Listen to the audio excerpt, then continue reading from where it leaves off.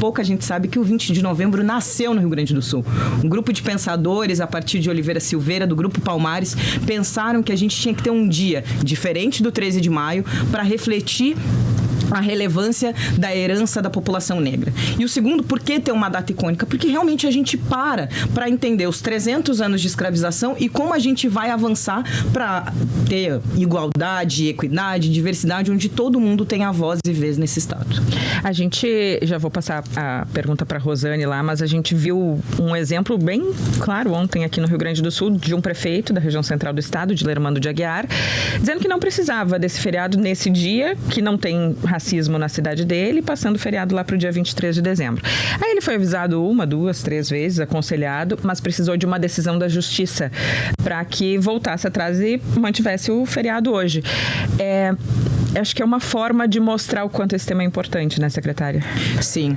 Um dos pilares que a gente tem na secretaria é esse do cuidado, da atenção e do letramento. E eu queria destacar 2 ações que existem no nosso governo. A primeira que aconteceu antes de eu me juntar à equipe, liderada pela secretária Raquel Teixeira. Nós somos um estado pioneiro, nós somos um estado exemplo em educação antirracista no sistema educacional, que foi um dos temas que até foi falado anteriormente, hoje no Bom Dia Rio Grande também. O segundo, e aí é um convite também para o prefeito e outras lideranças que a gente possa fazer, que foi uma ação transformadora de educação antirracista para a liderança. Nós somos o primeiro estado no país a parar a mais alta liderança, eu estou falando de governador, vice-governador e todo o secretariado para fazer letramento racial. Eu acho que não é o momento da gente julgar o prefeito pelo desconhecimento, mas dar as ferramentas para que ele entenda a relevância da população negra, independente de ter presenciado situações de racismo e de injúria racial, e que é algo estrutural, institucional, e por isso mesmo as pessoas não notam que existe, por isso que a gente tem que fazer letramento. Rosane.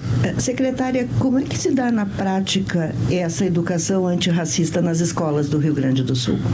Então, eu vou tomar liberdade, Rosane, que está em São Paulo, presenciou Jabuti, de ampliar. Acho que para além das escolas, a educação antirracista ela tem que existir como uma política de governo. E aí eu já quero aproveitar e lançar uma novidade. Hoje a gente está lançando uma campanha de Semana da Consciência Negra. Então vocês podem já acessar consciencianegra.rs.gov.br, promovendo a cultura e o empreendedorismo negro no Estado.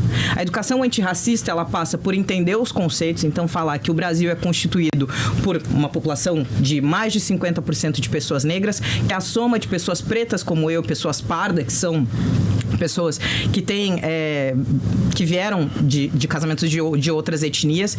E aí essa educação primeiro vai dar ciência de que o racismo existe no Brasil, que ele permeou a nossa história e que mesmo que tenhamos não tanta representatividade quanto 50% no Brasil, esse tema tem que acontecer.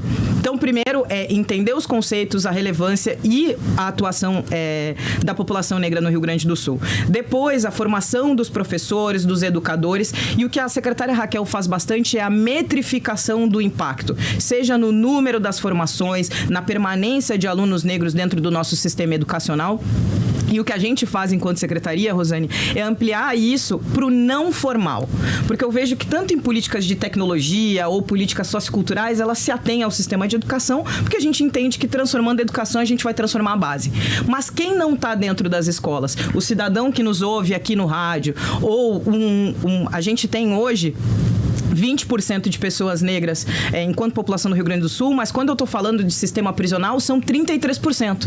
E a gente tem uma política antirracista que envolve o sistema prisional. Então, acho que vai de educar, metrificar, acompanhar e proporcionar espaços de segurança psicológica onde as pessoas possam trazer que, às vezes, elas não sabem. Eu não sou obrigada a saber, mas a partir do momento que eu tenho contato com conhecimento, é meio que uma convocação para ser antirracista.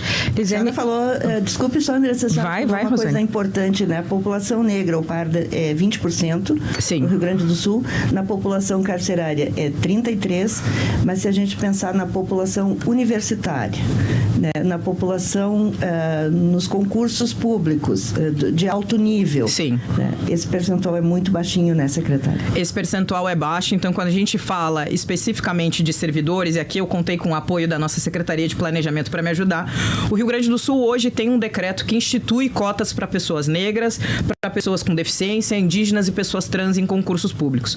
Hoje a gente tem uma representatividade de 13%, seja na base, seja em cargos de liderança. Então, o que a gente tem feito?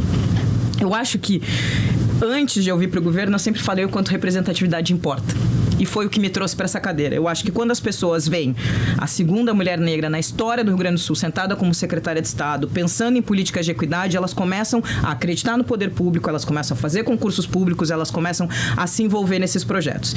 E aí vai desse sistema educacional da gente proporcionar eventos, por exemplo.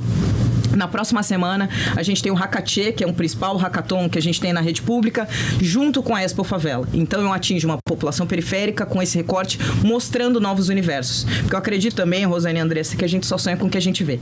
Então, eu tenho que fazer essa população negra, esteja onde ela estiver, nos nossos 497 municípios, a pensar no mundo maior e, dentro do plano de desenvolvimento econômico, ficar dentro do nosso estado. Não ter que fazer um movimento que eu fiz de ir e voltar.